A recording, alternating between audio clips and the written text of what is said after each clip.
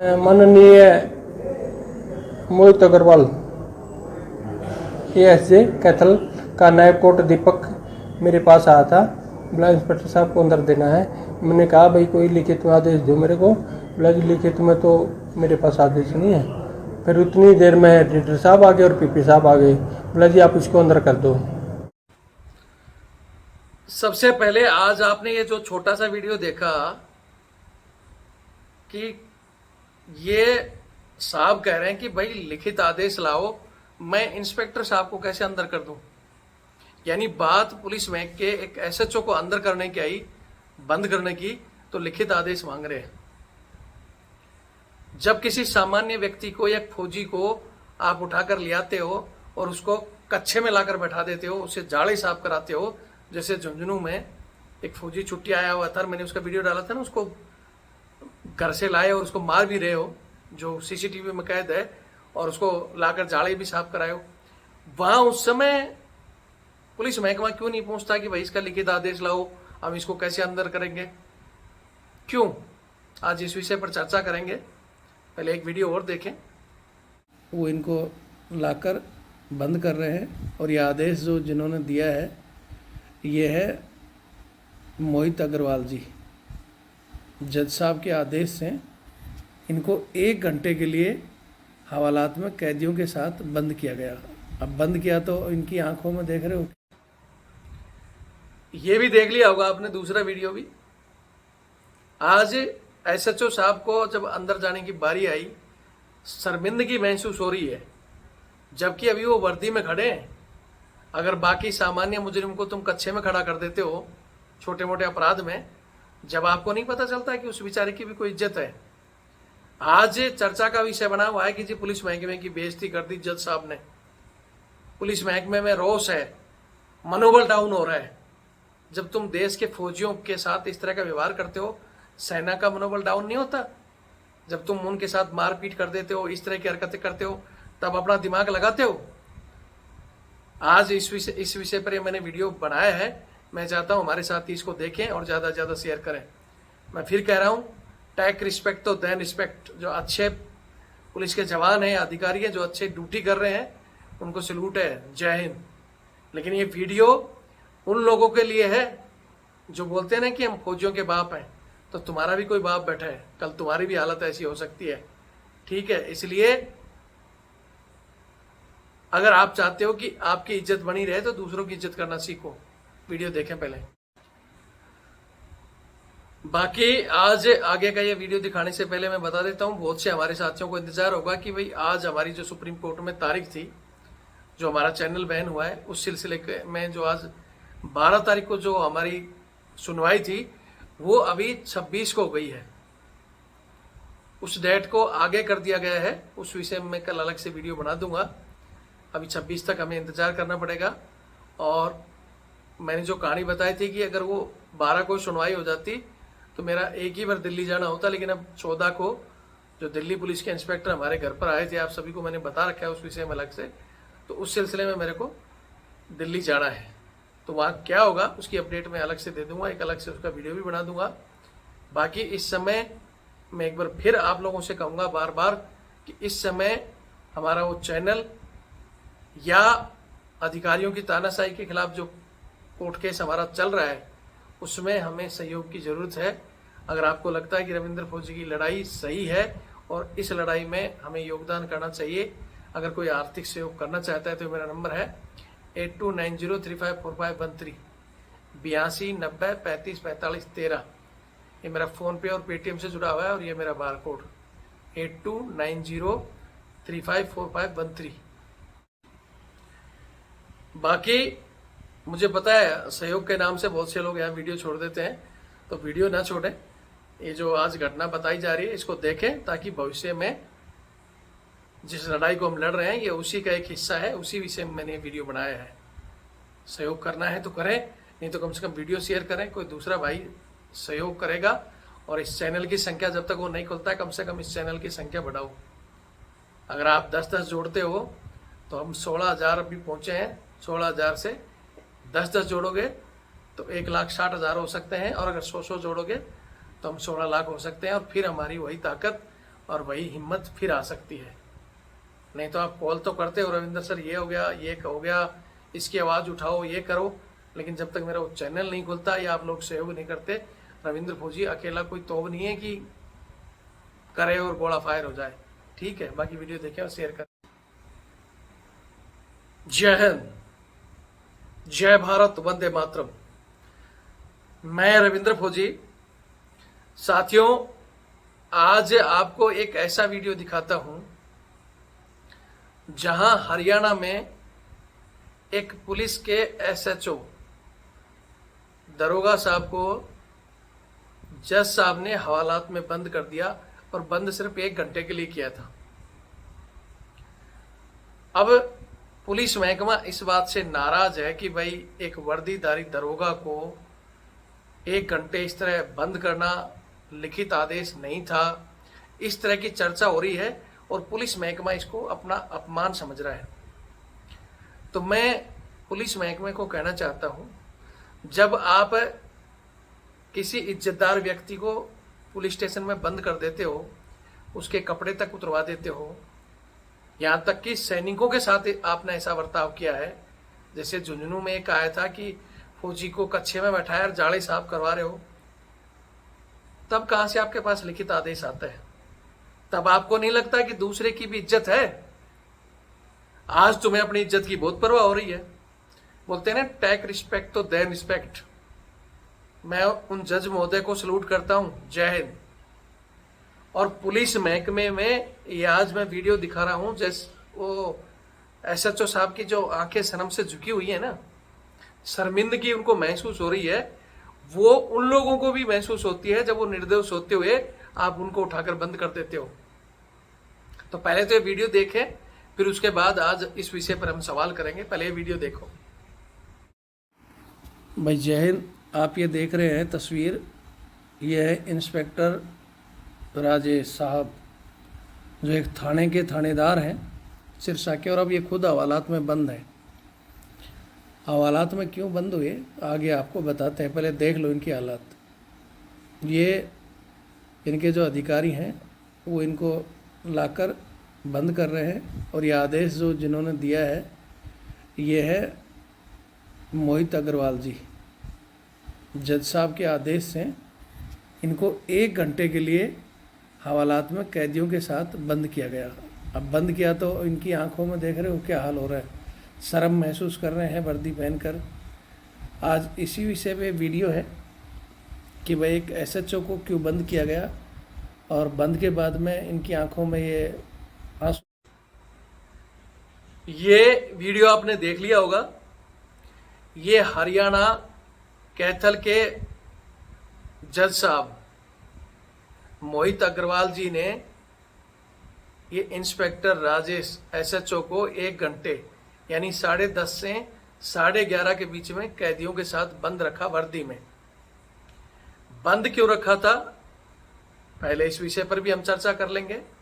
और जो फिर पुलिस महकमा कह रहा है कि जी हमारी वर्दी का अपमान हुआ है, पुलिस महकमे का मनोबल डाउन हुआ है, तो जैसा मैं पहले बता ही चुका हूं कि जब ये लोग करते हैं, एक फौजी आदमी को मामूली सी बात में अंदर कर देना, वो भी उसको कच्छे में बैठाना और जाड़े साफ करवाना, झाड़ू मरवाना, या बोलता है फौजीगिरी निकाल दूंगा, इस तरह के शब्द बोलते हो, तब आपको शर्मिंदगी महसूस नहीं होती कि भाई अगले आदमी की इज्जत डाउन हो रही होगी। मैं अपने फौजी भाइयों से कहना चाहता हूं कि ये वीडियो पूरे देश में जाना चाहिए, और वो पुलिस में व्यक्ति जो पुलिस में ड्यूटी कर रहे हैं, इस तरह किसी निर्दोष को आप बैठाते हो और उसकी भी बेचारे की इज्जत खराब होती है, तो याद रखना किसी दिन आपके साथ भी ऐसा हो सकता है जैसे आज इनके साथ हुआ है। और मैं चाहता हूं कि इस तरह के फैसले जज साहब एक बार नहीं, समय समय पर सुनवाए। जो वर्दी का दुरुपयोग करते हैं या आम पब्लिक पर बिना सोचे समझे हाथ उठाते हैं या फौजियों के साथ मारपीट करते हैं, उनके साथ तो ऐसा होना चाहिए, ताकि इनको समझ में आए कि भैया ये कानून है और कानून में आपसे भी ऊपर कोई बैठा है।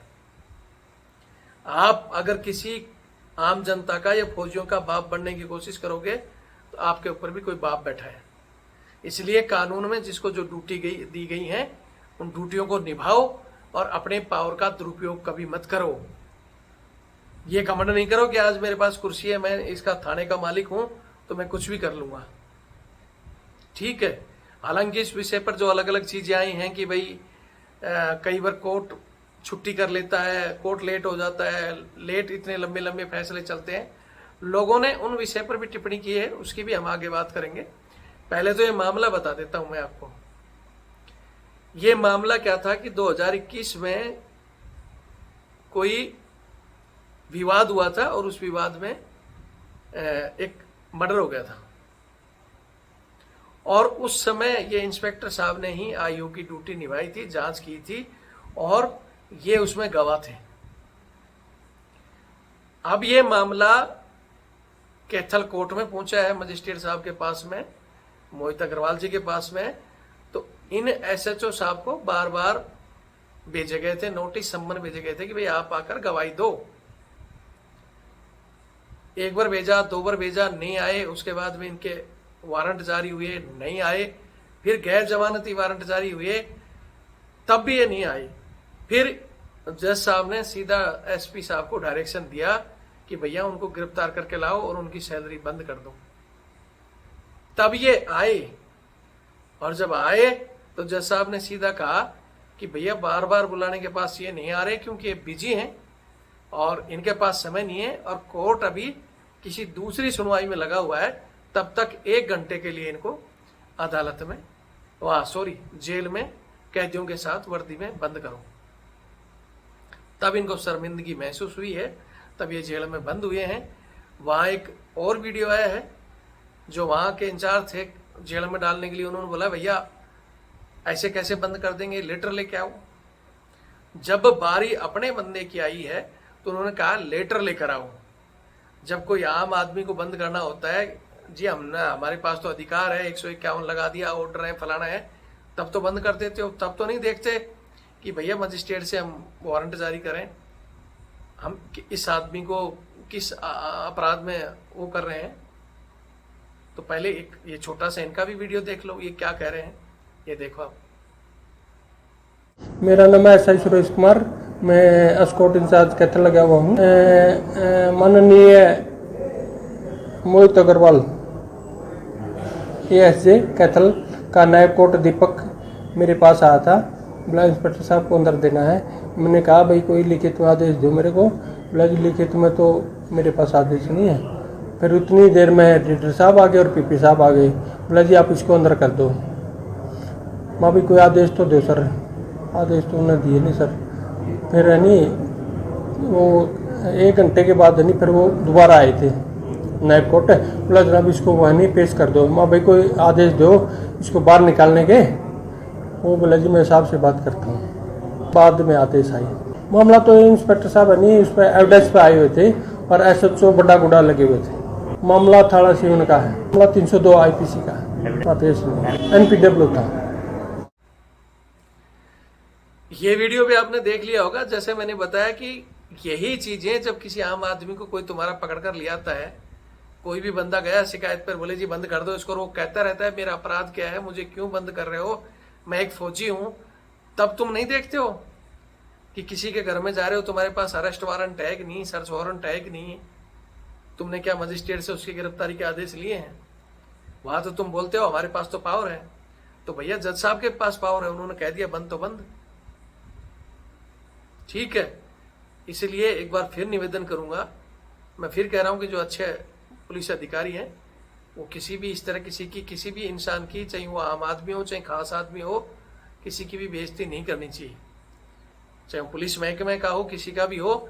लेकिन अपराध जब तोड़ता है बार बार, तो ऊपर बैठा व्यक्ति फिर उसको पनिशमेंट देता है।